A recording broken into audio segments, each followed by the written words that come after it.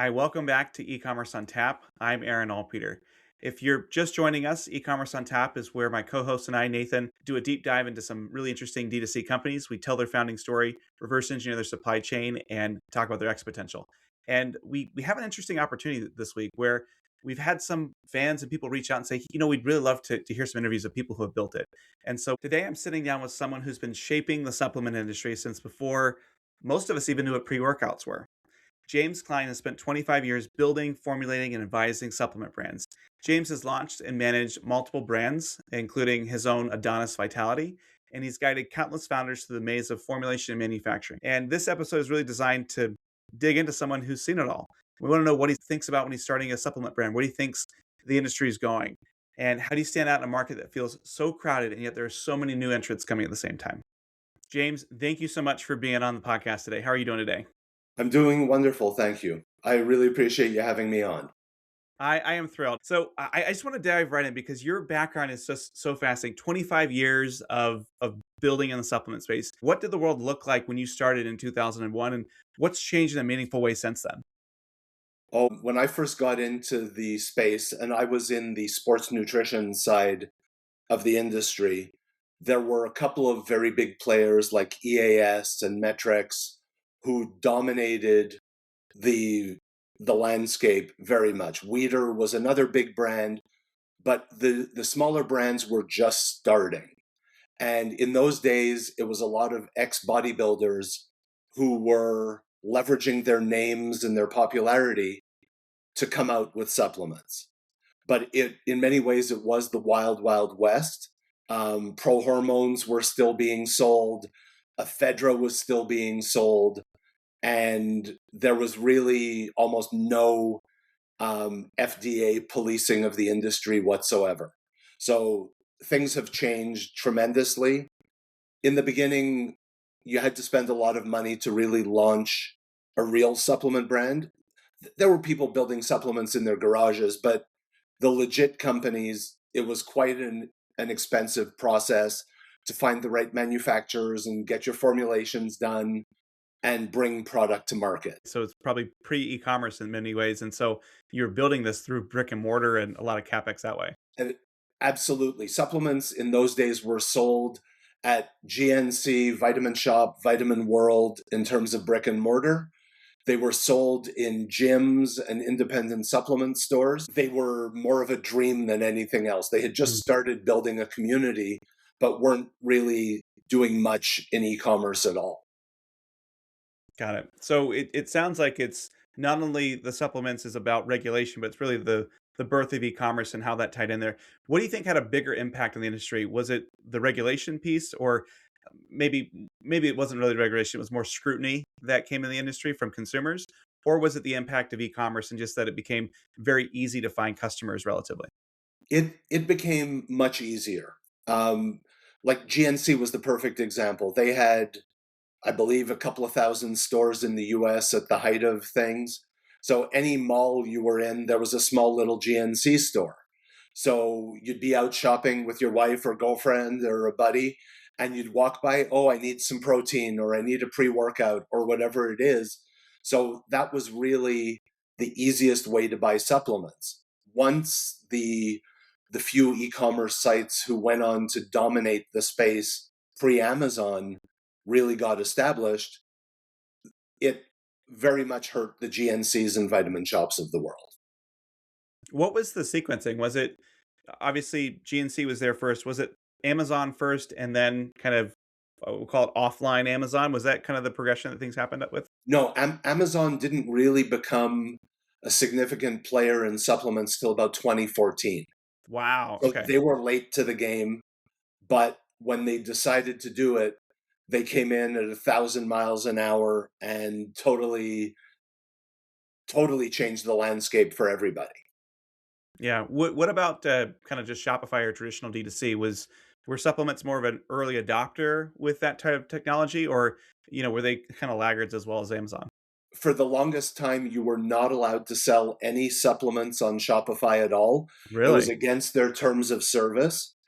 And they're still restrictive now for certain categories of supplements. Like there are lots of peptides that are on the market. They will not allow you to sell peptides on a Shopify store using Shopify payments. So I know some people who were selling some very good peptides, but they were told by Shopify, if you want to continue, we'll turn your store off. So it's compliance is an important part of this industry for sure. Yeah. And that's really interesting because I think so much of what we were seeing and hearing and reading about was that there really wasn't much regulation by the government, and it was more consumers who were distrusting things. It was maybe brands that were taking a big stand and saying, you know what, everybody else here is doing whatever they're going to do. We're going to really test these things out and make sure we get the validation. It almost sounds like, when it comes to the payment processors and the infrastructure that's out there, that's another form of regulation in the absence of any governmental piece. Would you agree with that sentiment? Yes, no, very much so. For the longest time, supplements were against PayPal's terms of service and Stripe. So it was not an easy place to get yourself established. Certainly not in the period between, let's say, 2004 and probably 2012. It's a lot of them have moderated their positions, but you still have to be very careful when you're using any of these payment processors. So when did you first get online with your businesses? I got online in the mid to late 2008, 2010 period, but via online retailers like Got it. bodybuilding.com and some of the others. Okay. In those days, nobody wanted to have their own store. The technology wasn't there. And then when it finally did come out, it was building stuff on WooCommerce and not really robust high-end shopping experiences. Whereas bodybuilding.com and eventually GNC and Vitamin Shop built some very nice online shopping platforms themselves. Got it. So they still, sounds like they were owning that retail space. And so because of the other regulations going on in the industry, that was really the only place to sell as well. So they were really still key players for a long time. Very much so. Yeah. I think what's fascinating here is that your story is both an operator, a founder with Adonis Vitality, and of course now you advise a lot of would-be supplement founders. What are some of the most common misconceptions that people have still today when someone walks through your door and says, "Hey, James, I want to launch a supplement brand"? Sure. The first one I will always start with is people think the supplement business is glamorous. It's not. It's a lot of hard work. There are a lot of moving pieces, from managing inventory to customer service to being sure that everything is getting shipped out on time and that your customer experience is a good one. In many ways, the supplement business is easy to get into in that there are lots of companies that offer white labeled supplements where you build out an e-commerce presence and essentially they label product on demand for you as it's sold. And that's a great place to get started for people who do want to prove a concept. I generally don't like the white labeled products beyond the proof of concept phase. White labeled products by nature will be less expensive and will not have therapeutic doses of all the ingredients that are on the label. And therefore, it's great to see if people are interested in buying what it is you want to sell or fix the problem that you're putting your supplements out there for. But I always recommend to people that if they do start with white label, that they should transition to custom formulations with therapeutic doses of ingredients as quickly as they possibly can.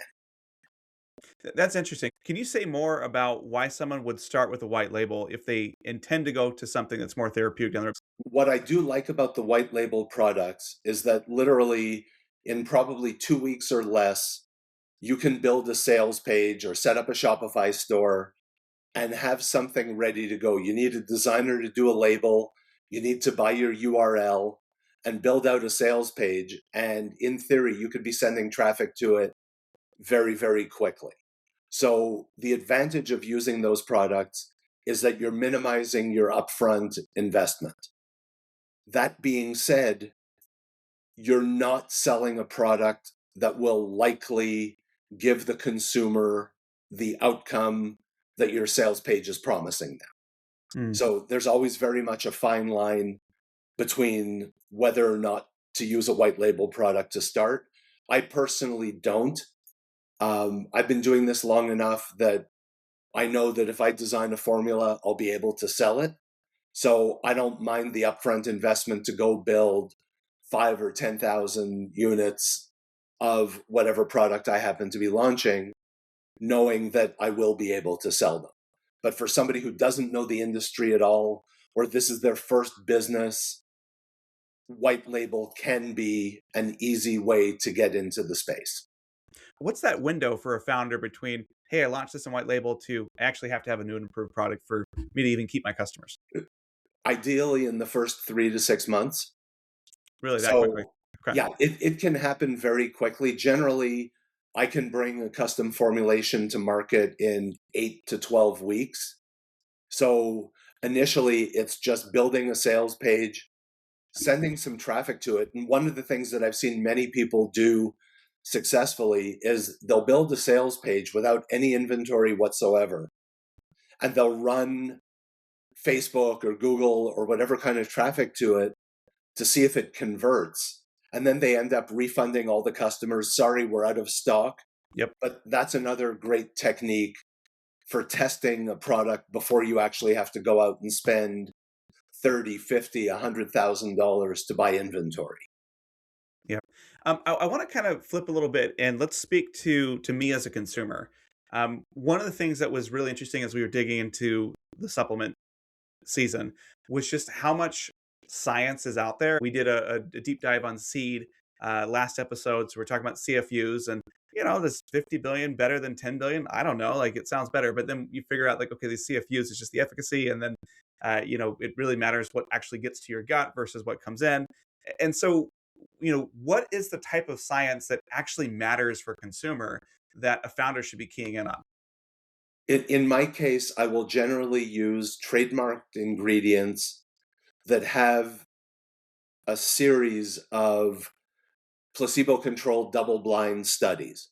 So, for example, creatine monohydrate, probably the most studied ingredient in sports nutrition, going back 25 years for sure. There are studies that absolutely show the benefits of using creatine on a daily basis. In the old days, they would tell you take 20 grams a day for the first month and then take 5 grams a day afterwards. The science has now shown that there's no reason to do 20 grams a day for the first month. Your body can't process all of it and you end up just peeing out the excess creatine.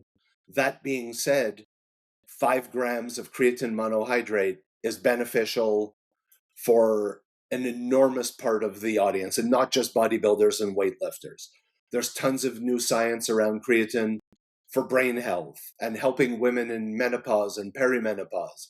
So the real quality ingredients always have investigators who are doing studies on them to evaluate what the other potential uses are.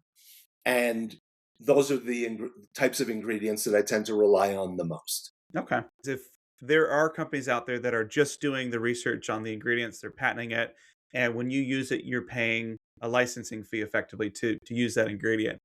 What what keeps a competitor from just going out and saying, "Oh, I'll just use the same supplier and have the exact same thing, and maybe I've got a different budget or I'm going to market a little bit different." Like, how do you build an edge from that perspective if you're using they're not quite off the shelf, but more publicly available ingredients versus trying to do something that is really custom and cutting edge on that end.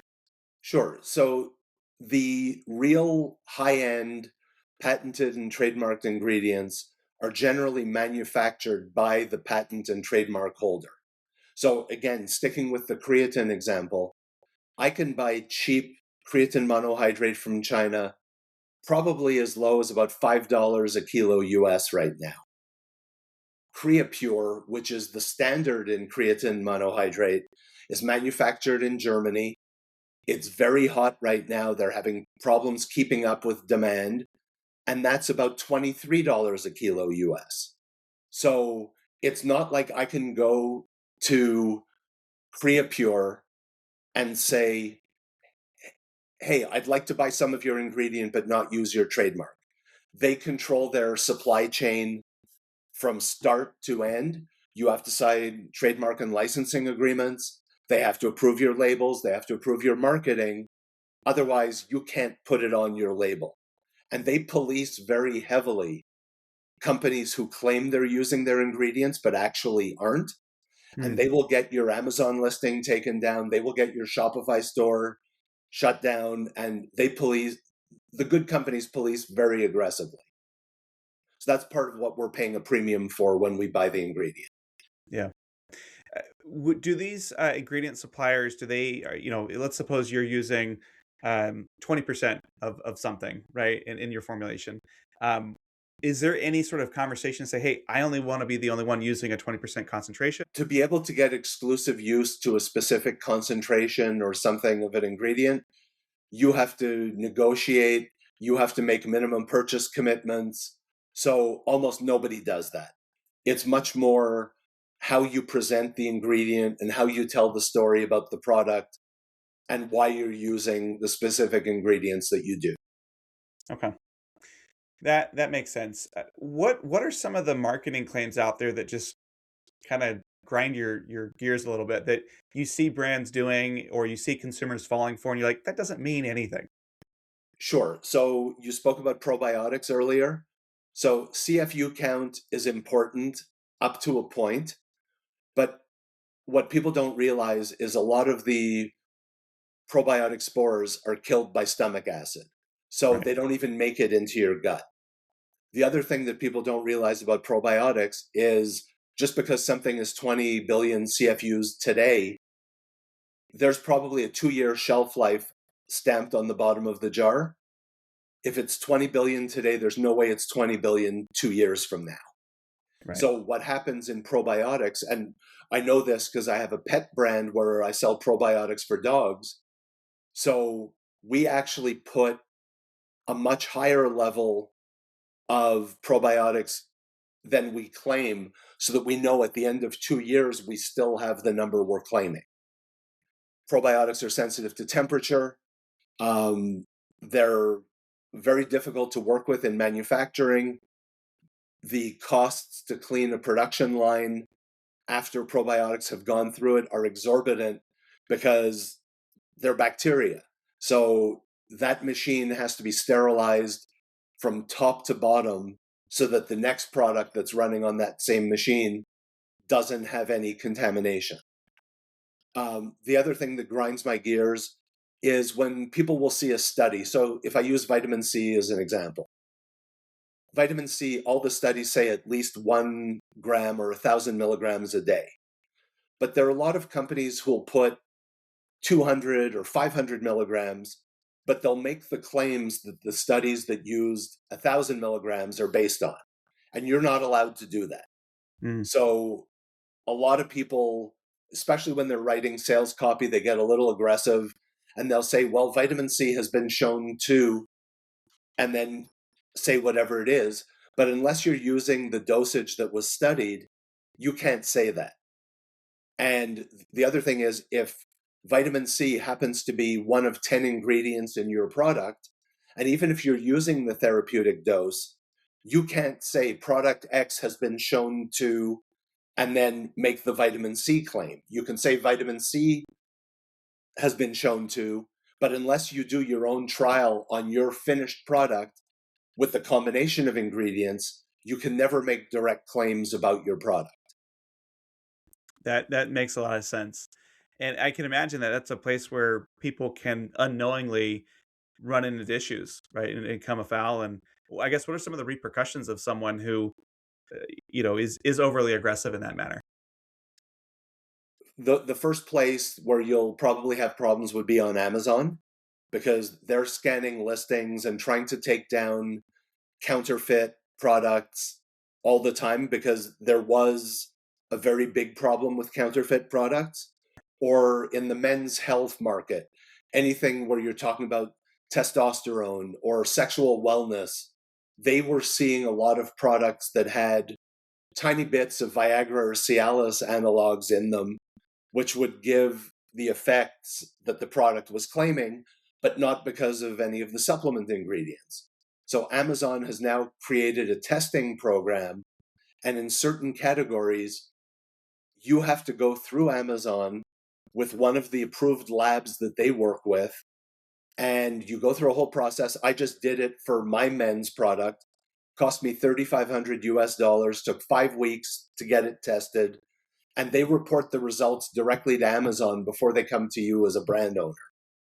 So Wow. if for some reason you don't pass the test, they will delist your product right away. The other problem around aggressive claims in the US would be FDA and FTC. So if your claims are too aggressive, you'll probably get a warning letter from either agency, and then they usually give you 30 days to cure the problem. Sometimes they can force a product recall. That they have a lot of tools at their disposal. That makes sense. They What don't what police the is industry nearly enough, but that's because they have no budget, not enough manpower. Yeah. Well, and it also seems like the market is starting to step into self-regulate, which always sounds funny until I mean, my kids try to self-regulate their bedtime all the time, and that doesn't work here at least. Maybe it'll be different with the Amazon. I'm curious your perspective of kind of these supplements that are trying to do everything. I'm thinking like AG1 or Blue Nutrition that is trying to have so many different things there to help round out your diet. And if you're thinking about getting into that space versus doing something that's much more targeted to say, we're going to support hair loss or uh, weight reduction or things like that. Do you find that one avenue is easier to get into versus the other, or I guess even from a consumer perspective, does one work better than the other? It's really a function of how well you tell your story. Okay. So AG1 and Bloom have both done brilliant marketing jobs. They're great at telling the story around their product. Will a bag of greens really take somebody who's unhealthy and make them super healthy if they use it every day, but don't change their diet or lifestyle or anything else? Absolutely not. Supplements are there to supplement good nutrition, good lifestyle habits, etc. Dr. Phil, with all the weight loss miracles he promoted for years. If you're drinking a 2-liter bottle of Coke and eating a bag of potato chips while you're watching Dr. Phil and expect one or two pills to be magical and help you lose 40 pounds, that's just not a realistic expectation. Yeah. They are supplements, not replacements. Exactly. Yeah. Now that's super interesting. I want to kind of pivot a little bit and talk about starting a brand from scratch. And this is something that you've done countless times yourselves. You've helped lots of other founders go through it. Can you walk me through the process of what it looks like to take an idea and bring it to launch? And so maybe how do you even start by getting the idea of, you know what, this supplement or this product should even exist? Sure. For in my case, the starting point is almost always what's the problem you're trying to solve? Because you can't come up with a solution until you know what the problem is.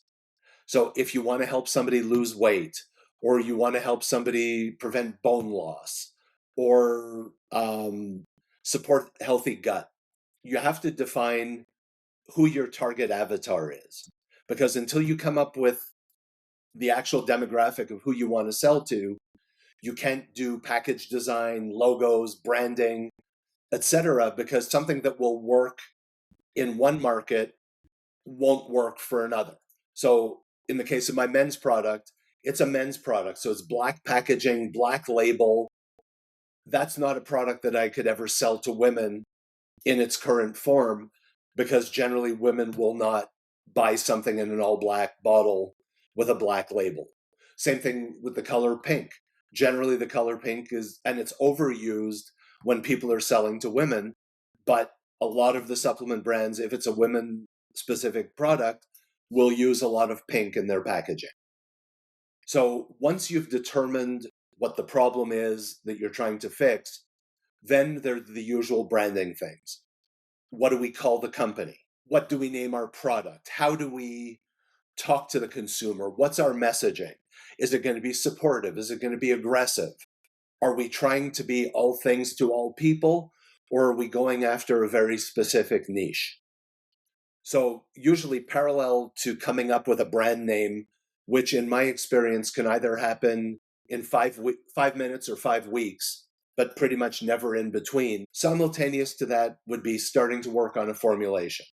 So that involves a lot of research and expertise. Do we want it to be a powder? Do we want it to be a capsule? Do we want it to be a drink? And there's different problems to solve once we decide which delivery method we're going to use. So, for example, drink or powder, you have to find a way to make it taste good. Now, some of the ingredients are absolutely heinous. They're just bitter, brutal, some of the botanical ingredients and the root ingredients just by nature taste really bad. So developing a flavor system has multiple steps because first you have to hide the things that taste bad and then you add flavoring on top of it. So flavoring a supplement, even if you're working with the best people, can take 2-3 months very easily going back and forth with samples. Hopefully while you're doing the R&D and testing a couple of different formulations, your branding and your packaging are evolving. You're coming up with a logo, you're coming up with a look, so that when the formulation is ready, you hopefully have all your branding materials ready as well, so that when you say to the manufacturer, okay, I want to order 5,000 bottles of this, you know what the label's going to look like, you know what color bottle you want to put it in, et cetera, et cetera. So, I've had people go to market when the stars just absolutely align. We've brought stuff to market in 3 months. We've had others that take 9 months. It's really a function of how many rounds of testing you do and how long it takes you to iterate. Yeah. Can you touch on some of the regulatory considerations that need to be done? If I'm a founder, I'm launching a brand, what sorts of things should I ask for from the factory? What sort of testing should I do? What's required versus what's just a good idea? Sure. So the first thing from my standpoint is to work with only CGMP certified co-manufacturers. So that means they're audited on a regular basis to be sure that they are following good manufacturing processes. And that literally involves everything from auditing their paperwork to seeing how they're making products on the production floor. So a perfect example is, let's say you're producing a product that has 6 ingredients in it, and your batch is going to be 2,000 units. So you do the calculations and you know that you need 500 kilos of the first ingredient, 300 of the second, so on and so on. By regulation, these manufacturing facilities have what's called a weighing room. So you bring in the bulk ingredient number 1 and you have to weigh out 500 kilos. By law, or following good manufacturing practices, you cannot have multiple ingredients in that weighing room at any one time. So you have to weigh out ingredient number 1, take it out of the room, bring in ingredient number 2, weigh it out, etc., because all of that is to prevent cross-contamination. There are certain red flags that people who don't know generally miss. So a manufacturer will give you what's called a C of A, a certificate of analysis. And that's an internal document produced by the manufacturer that says, we have followed all these procedures, we certify that there are no metals in it, no bacteria, or all of those are at acceptable levels, because there's no such thing as being bacteria free or heavy metal free. If you test a glass of water, you're going to find some arsenic in it and you're going to find some heavy metals in it. It's just the level of precision and how many decimal points they're testing to. Most people who get into the supplement business think that a certificate of analysis from whoever made the product is sufficient. It isn't. That's an internal document. So there are a history of thousands of companies that send out a certificate of analysis saying that it passed all the tests without doing any testing. So third-party testing is absolutely key. trust your manufacturer, but verify always. It's just part of your cost of doing business. So, if you're producing 10,000 bottles of something, the testing might add 15, 20, 25 cents to your cost of product. But this way, you know that what you're selling actually has the ingredients that are listed on the label in the doses that are listed on the label. That makes a big difference. What are some of the other things that you'll look for that will be a yellow or red flag when you're sussing out a factory? You can go on the FDA website and search them and see if they've ever had warning letters, Hmm. because FDA doesn't do a lot of auditing, but they will certainly audit these various companies from time to time. And generally, they will find something that they would like to see improved. Sometimes it's something really silly. The person on the manufacturing line hasn't shaved in 3 days, so they should have been wearing a beard net. Sometimes it's much more severe. There's cross-contamination, evidence of rodents in the manufacturing facility, ingredients not being stored properly. So searching FDA warning letters is definitely one way to vet whoever it is you work with. Then I always look into what other certifications they have.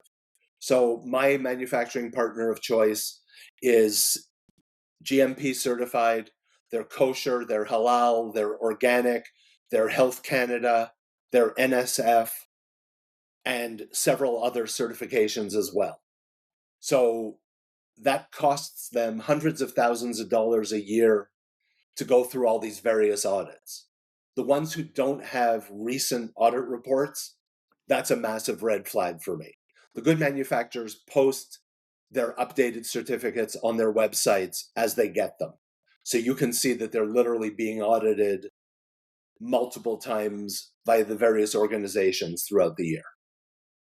That sounds like you would naturally lean toward bigger companies with higher MOQs, probably a little bit more expense. Um, is there ever a situation where you'd say, you know what, it's okay to work with a really small one? Well, to do it properly, there's a massive investment. The ventilation systems that go into these manufacturing facilities, because they're collecting dust. As you're making capsules or powders, and these things are being blended in these big machines, there's a certain amount of the powder that ends up airborne. So they spend literally hundreds of thousands of dollars to millions of dollars in building dust collection systems. So the days of somebody making something in their garage are pretty much gone. And with the new testing requirements that are coming in all the time, the very small manufacturers are being squeezed out of the market. So the bigger ones are buying up smaller ones and bringing them up to current standards. 15 or 20 years ago, sure, there were lots of guys in New Jersey and Long Island who did lots of sketchy stuff. It's much harder to get away with now. Hmm. Do you think that's ultimately good for the industry? I It think sounds it's like phenomenal for the industry. okay.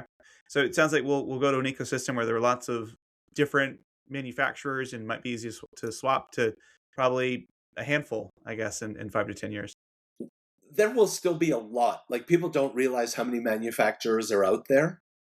But what I'm seeing is the good ones continue to grow Hmm. and the bad ones are sort of disappearing, losing business and struggling. It your relationship with your co-manufacturer is super important, and the relationships that they have with the ingredient suppliers are super important. So for example, there's two ways you can have a product made for you. You can source all the ingredients yourself, have them drop shipped to the manufacturer, and then the manufacturer just charges you a manufacturing fee. The advantage there is that the manufacturer will not generally put a markup on the ingredients, and they're just charging you for their time, whatever they add to the process, packaging, scoops, bottles, jars, etc.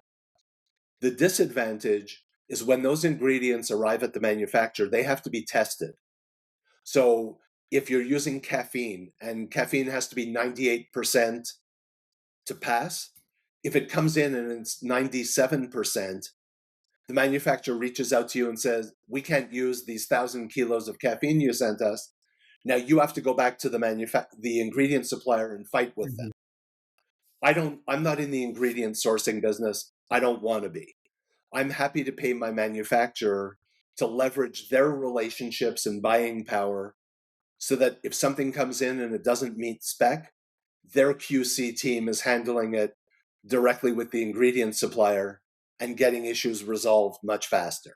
So there's nothing worse than being stuck in the middle between an ingredient supplier on one side and the co-manufacturer on the other side.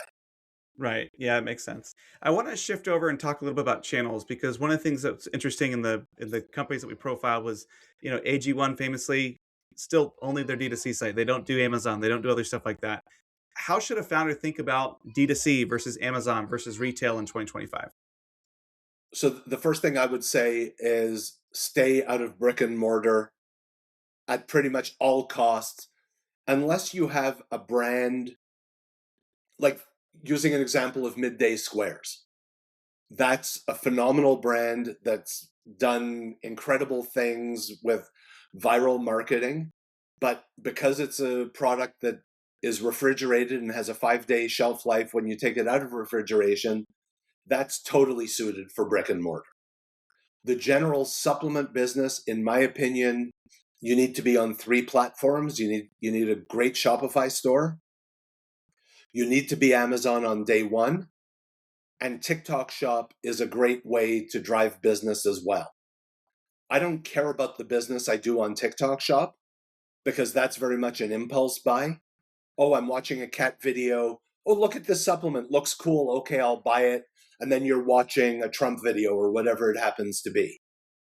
But what happens is that people from TikTok who are a little bit more discerning a consumer will then either do a Google search, which leads them to your Shopify store, or they'll go look and see if it's on Amazon because they're Amazon buyers and they'll buy it directly on Amazon. So the 3 feed each other. When you're running ads on Meta, you're trying to get somebody interested in a product. Once they've seen your meta ads 5, 6, 7, 8, 10 times, they're going to do one of 2 things, assuming they're interested. They're going to go to Google and check out the reviews, check out your site, or they're going to go to Amazon. Same process. An Amazon buyer is generally not a Shopify buyer. The behaviors are different. Shopify buyers will go on subscription much more than Amazon buyers will. But Amazon is all about the convenience. I'm ordering batteries, I'm ordering paper towel. Hey, I need some of my protein powder, and it's on my doorstep tomorrow, and I don't have to think about it. I don't have to get up and get my credit card number, type in my address, or anything else. It's just search for it, add to cart, check out, and you're done. So Amazon will generally provide a 25 to 30% lift to top line numbers for most supplement businesses, and will generally not cannibalize their Shopify sales. Got it. And so it sounds like the most important foundational piece is that Shopify site. Is that Yes, okay?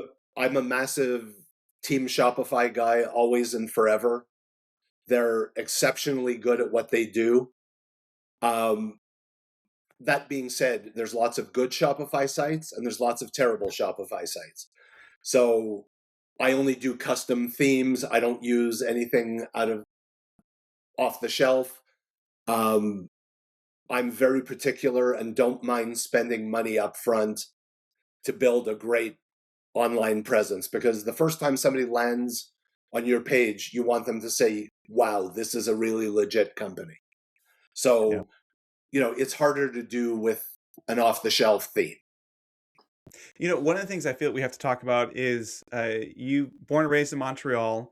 You have been in supplements for 25 years, and yet you have yet to enter the Canadian market in supplements. Why is it that you have focused almost entirely on the US, and why not expand to other countries? We do some international business and we will sell to Canadian consumers via our US Shopify site. Okay. The reason I don't market in Canada is Health Canada is a very expensive organization to work with. You have to go through a registration process and get what are called NPN numbers. and bilingual packaging in most cases. For the size of the market, the amount of money that I would spend in Canada, I'd rather put that into marketing in the US. And I'm not leaving Canada. I've been here for 63 years. I'm not going anywhere. But the size of the market in the US is just massive. And if you get any virality or any momentum at all, it's just so much easier to scale in the US than it is in Canada. You look at what it costs us to ship products, to ship anything in Canada. You try to send a little box with Canada Post from Montreal to Vancouver, and it can cost you $30. Well, you have to also get around the strikes too. So Get around the strikes. So all the fulfillment solutions in Canada are very expensive, and I just like being where the fish are swimming, and there's just so much more opportunity in the US.